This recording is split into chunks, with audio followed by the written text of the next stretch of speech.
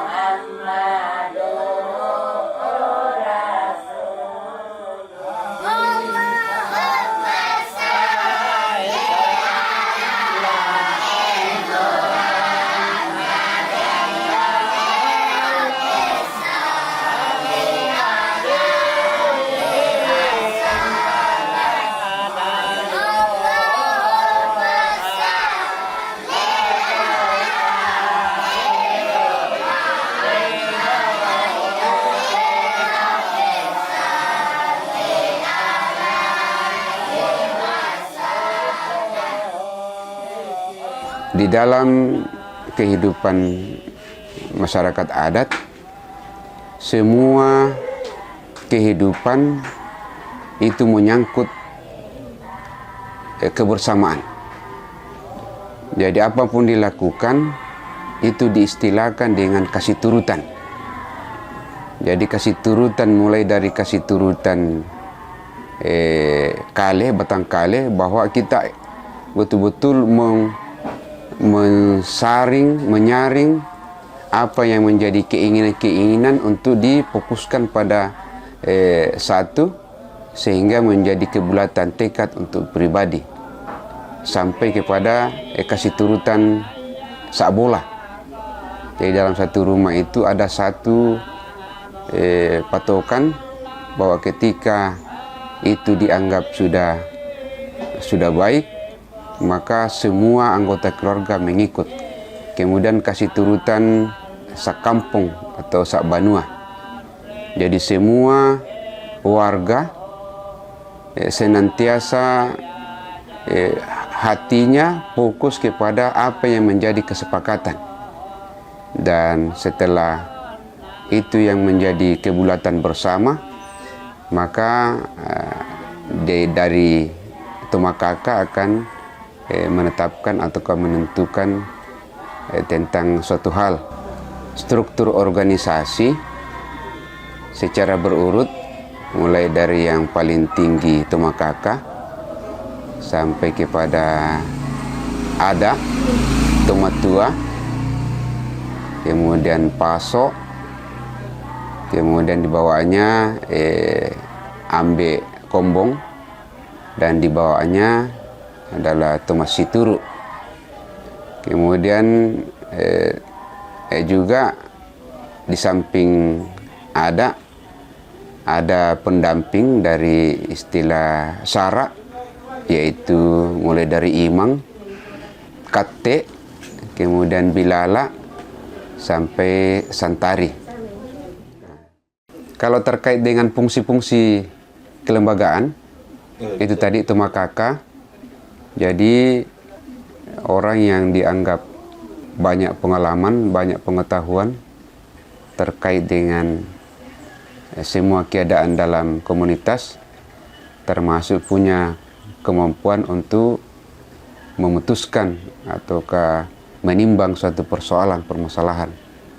Kemudian tomatua itulah yang selalu berpikir tentang bagaimana kehidupan dunia, kepentingan dan kebutuhan dunianya masyarakat.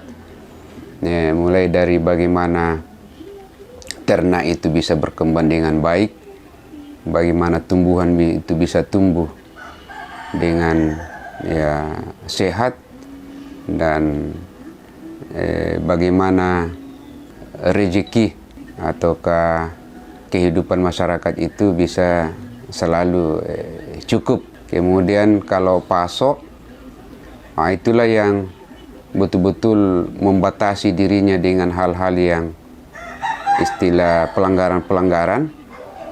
Jadi dia selalu mendekatkan diri kepada Sang Pencipta, kepada Allah, untuk memohon bagaimana agar supaya kehidupan tanah ini tetap stabil, tumbuhan tetap tumbuh dengan kuat. Ini tentang pasok. Kemudian ambe, semua kegiatan-kegiatan kemasyarakatan selalu dia yang menuntun, atau karena dia anggap bahwa ambe itu punya kemampuan untuk membawahi orang banyak. Nah, kalau di sisi bagian sara, yaitu guru itu yang memimpin dalam berdoa ataukah memimpin sholat. Kalau kate, itulah yang baca khutbah, menyampaikan, memberikan penerangan, memberikan petunjuk-petunjuk kepada orang banyak. Kemudian Bilal, fungsinya adalah menjaga waktu, tukang azan, dan membantu kate dan imam ketika di dalam kegiatan-kegiatan kemasyarakatan. Selebihnya, kalau dia ada atau masih turu, artinya ada intel-intelnya, adat yang selalu memberi informasi kepada pemangku-pemangku adat. Kalau begitu juga dengan santari, ketika ada hal-hal terkait dengan masalah keagamaan, dia yang sebagai pembantu umum dalam kegiatan-kegiatan masyarakat. Dan masyarakat memahami atau berprinsip bahwa insya Allah kalau kita ikut bergabung menyatu dalam kasih turutan, maka insya Allah kita akan aman dan nyaman dalam kehidupan.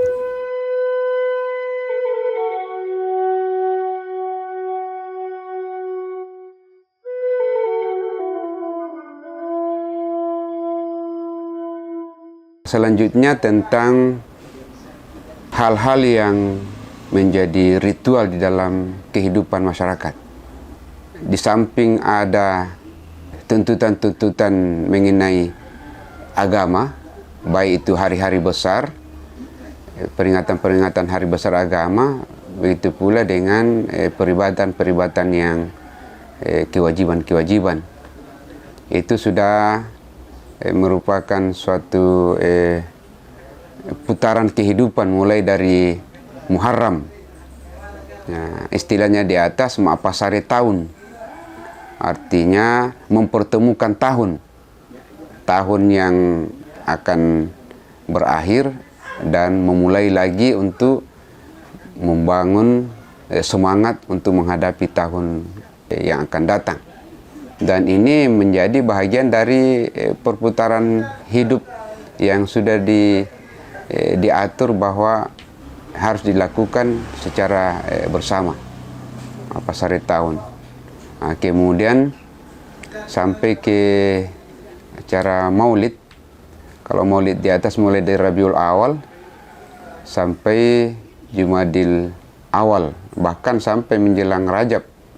Jadi semua kehidupan itu, kehidupan masyarakat pada saat mulai dari awal maulid itu sampai pada 3 bulan. Kalau awal maulid itu setiap hari Jumat memang sudah ditradisikan untuk zikir dan bersalawatan.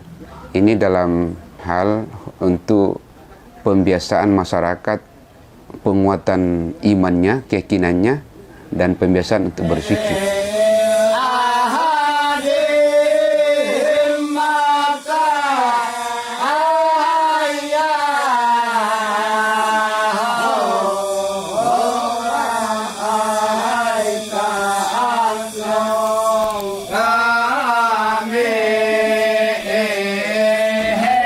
keyakinannya itu bahwa nanti dianggap berhasil semua aktivitasnya, semua perjuangannya untuk mendapatkan apa yang diinginkan kalau hasilnya itu dinikmati oleh orang banyak.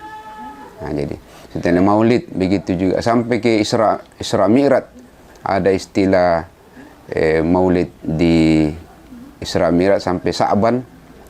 Jadi begitu keinginan-keinginan mereka itu, memang kegemaran masyarakat itu untuk apa istilahnya, bikin acara-acara kebersamaan. Mungkin puncak kesenangannya itu ketika berkumpul dalam hal kebaikan. Sampai dalam bulan puasa, sampai kepada Idul Kurban. Jadi itu semua tertata dengan istilah kebersamaan. Kalau bahasa dekanya itu kasih turutan. Jadi prinsip dalam hidupnya itu adalah kasih turutan, kemudian kapirundunan, kemudian kapurolaan, dan kasiwian. Kasih turutan itu kebersamaan. Hampir istilah tidak sah itu kegiatan-kegiatan kalau pribadi-pribadi yang asalakan. Dia mesti kebersamaan. Kemudian kapirundunan mesti mengikut mengikut dengan kebersamaan yang ada di kampung. Kemudian kapurolaan itu kaitannya dengan Nabi, bahwa kehidupan ini kita mengikut sunnah atau menteladani Nabi. Kemudian kasiwian, semua kegiatan itu berharap agar supaya menjadi bahagian dari ibadah kepada Allah. Kasiwian namanya. Jadi semoga menjadi catatan amal ibadah buat masyarakat. Dan masyarakat itu meyakini bahwa itu pintu jalannya keberkahan dari atas, barakaan ati patonggo, kemudian kesuburannya ini bumi, kemudian ini apa istilahnya, keadaan udara itu sangat-sangat terkait dengan kasih turutan.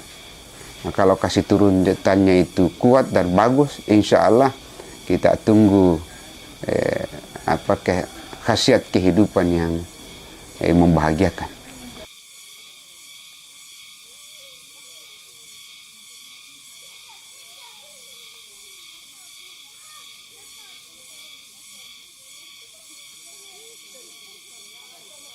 Dalam 1 tahun itu beberapa ritual yang dilaksanakan. Misalnya itu Pasimatana, baru ada namanya Matolong, ada namanya Madamulu Banua, Madamulu Kombong. Itu yang paling menonjol itu. Pesta panen juga. Atau menungak kumande. Kalau masih matana itu, kegiatan itu, acaranya itu mapeong untuk memulai musim tanam. Namanya itu matolong itu tanaman yang sudah tumbuh itu. Kalau bahasa anunya itu kita minta supaya subur, tidak diganggu itu penyakit-penyakit. Itu yang namanya matolong. Pertengahan bulan Maulid itu dilaksanakan kalau Madamulu Banua. Kalau Madamulu Banua itu seluruh masyarakat itu harus membawa itu namanya ayam, beras, itu disatukan itu di tempat di atas, yang di masjid di atas, untuk ritual untuk memohon kepada yang Sang Pencipta untuk diberikan kesehatan, kekuatan, dan keselamatan dalam 1 tahun ini.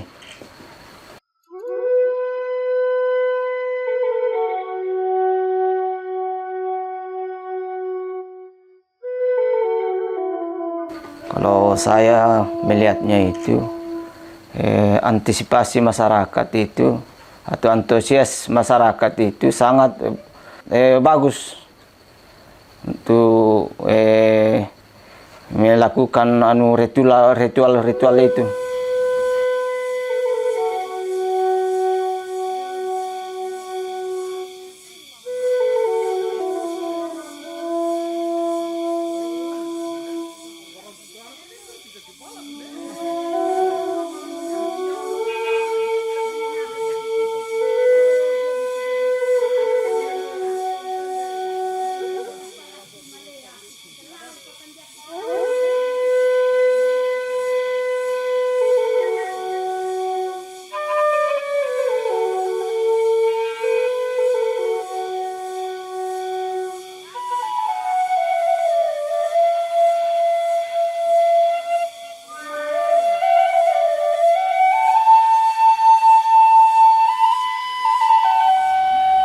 Kalau berbicara soal tempat-tempat yang disakralkan, Tondon itu masuk dalam catatan Talu Doketangandang. Talu Doketangandang artinya 3 beduk yang diistilahkan disakralkan, yang dibesarkan menjadi patokan di atas. Tondon, Kalupini, dan Aranga. Nah, karena sebelum merdeka di zaman Belanda itu memang tidak mau Belanda kalau tercium bahwa ada pergerakan agama di situ. Makanya itu masjid di atas, yang masjid tertua itu bukan masjid namanya, dibilang langgar, karena dimiripkan dengan sanggar. Jadi kegiatan-kegiatan masyarakat. Jadi sampai sekarang itu masjid di Tondon itu digelar langgar. Ini untuk mengelabui Belanda. Karena dulu tidak ada masjid-masjid di kota, di pinggir-pinggiran gitu ada. Kalau masjid di Ndeka ini nanti tahun 40-an baru ada. Jadi itu pun ya dikawal oleh Belanda. Nah, jadi itu masjid. Jadi sampai sekarang masih artinya sudah ada perubahan-perubahan, tapi dulu itu semua tiangnya itu ada makna-maknanya. Jadi tiangnya itu kalau dulu istilah Paralu 10 Talu, karena selalu masyarakat itu digiring kepada keyakinan yang asas. Jadi setidaknya pemahaman bahwa hidup ini harus Islam, dan Islam itu digambarkan oleh salat, yaitu rukun 13.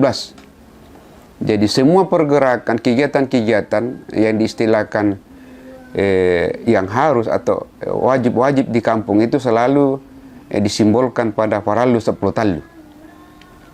Jadi tiangnya itu 13.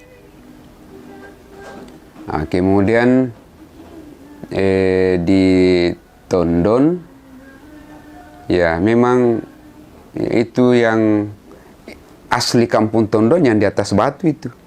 Sampai sekarang ya diupayakan dijaga itu tulisan-tulisan. Setidaknya kita tahu bahwa sejak dulu memang yang namanya belajar, yang namanya kajian-kajian memang sudah ada ada buktinya di Tondon tuh. Berarti ada kajian-kajian sejak dari zaman dulu di Tondon. Yang tanah Tondon, kan ya termasuk dikeramatkan kegiatan itu, jadi harus dipasang rambut-rambut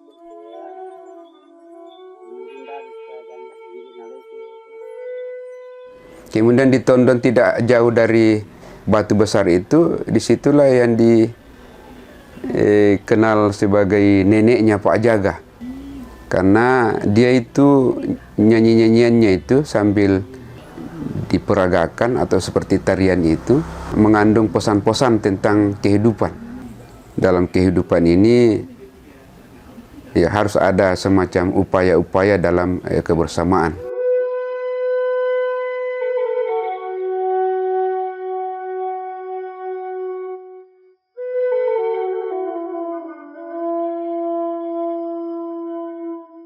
Jadi mungkin perlu juga orang tahu tentang profil masyarakat adat.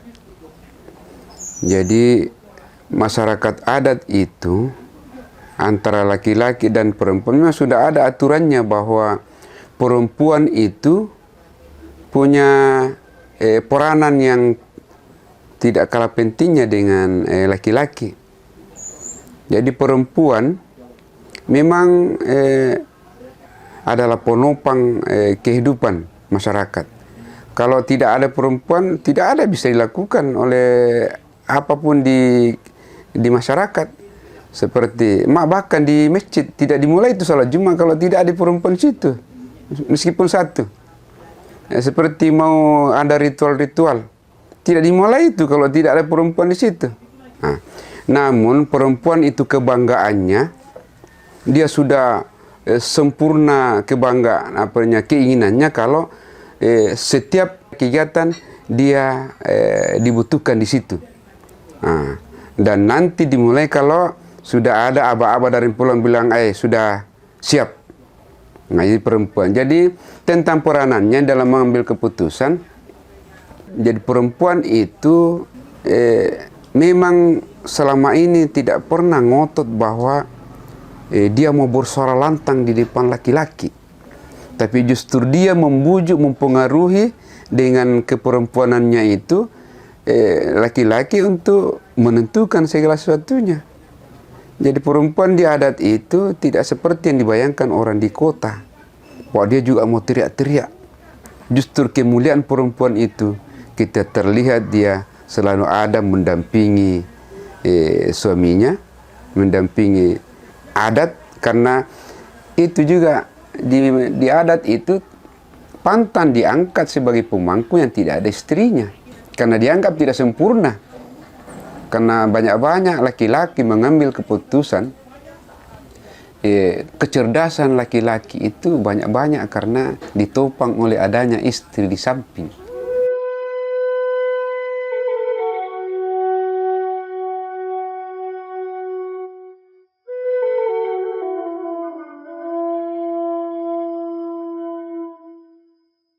Kalau saya lihat di Tondon memang sepertinya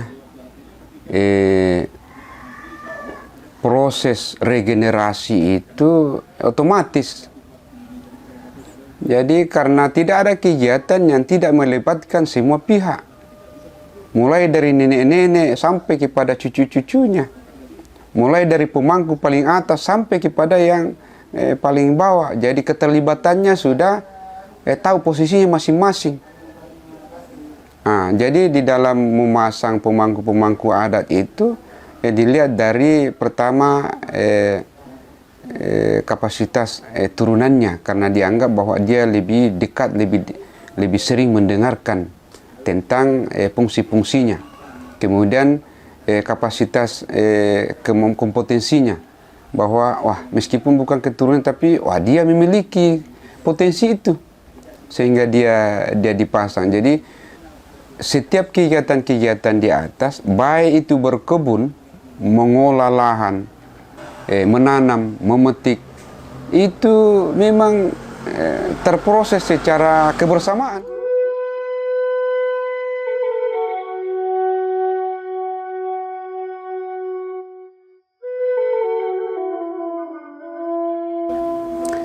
Hutan adat, jadi berbicara soal hutan terkait dengan wilayah, bahwa memang masyarakat itu sudah menjadi komitmen hidupnya untuk menjaga lingkungannya.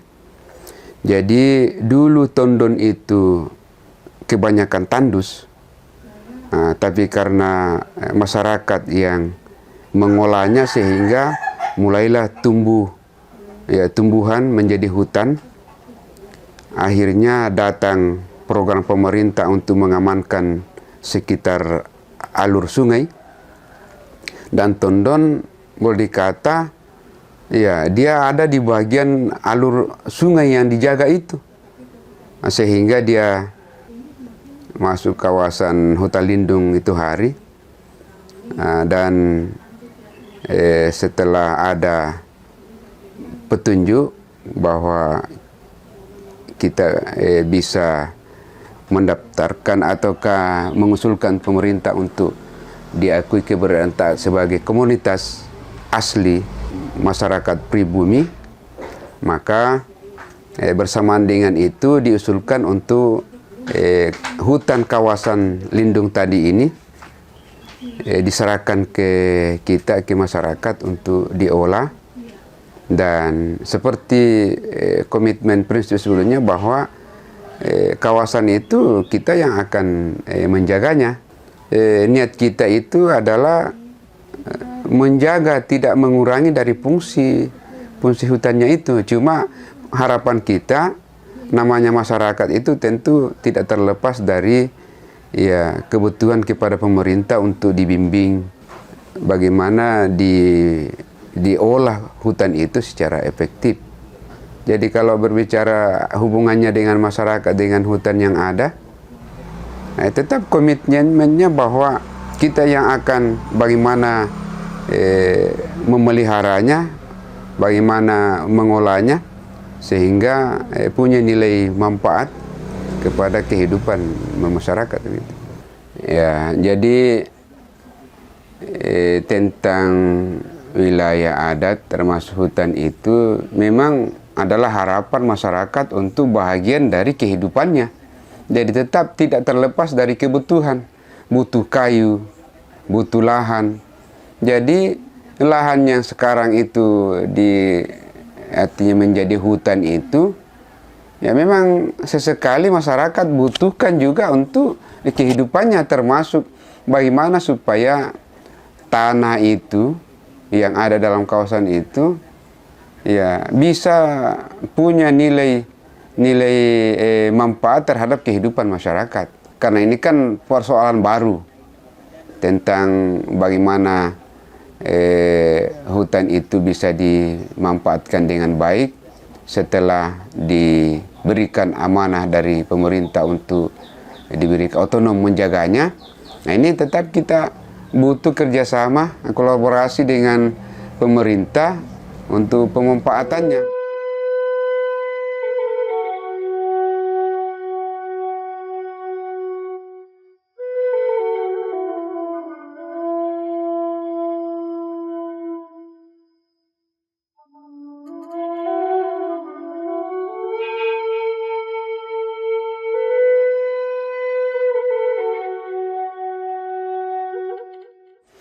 Ya, kalau kita mau memperbaiki kehidupan, setidaknya ya fungsikanlah fungsi-fungsi adat itu.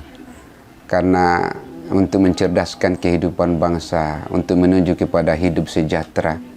Semua target kita itu seperti itu. Tapi kalau mendekati kepada bagaimana apa istilahnya kebahagiaan hidup masyarakat itu, tidak ada yang kalah melalui adatnya, budayanya. Itu.